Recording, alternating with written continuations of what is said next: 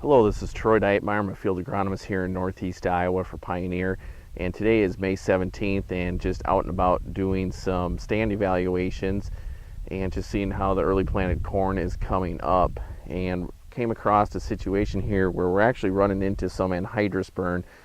Now this particular field right here was planted about the 26th of April, and about 5 days prior to that had some anhydrous put on it, and then the corn was no-tilled about 5 days later. So as you can see here, we do have some rows that are looking very good and have very nice stand establishment here.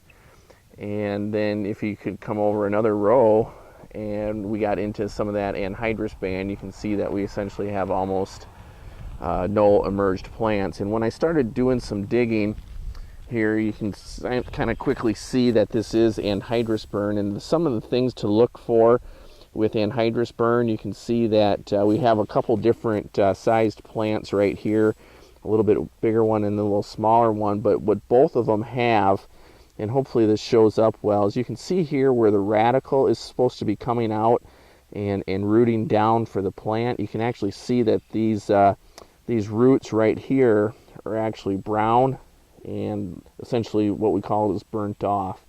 And you can see right here that this plant right here also has the same thing, essentially almost no radicle.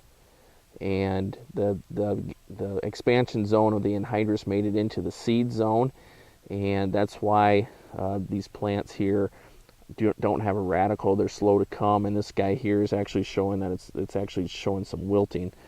I did find some plants, or some seeds I should say, that didn't even germinate because the anhydrous took away all the available moisture and wasn't able to imbibe water. So this field did have a recent rain, and so I do think that these plants right here, because they are starting to shoot some nodal roots on both of these plants, you can see some nodal roots coming, that I do think these plants will survive. However, my experience in the past, a couple years ago, we did a study with some anhydrous burn, and we saw about 15 to 20% ear size reduction on these plants that get stunted like this. You can see this plant here had just emerged, and we have a plant here that had just come up.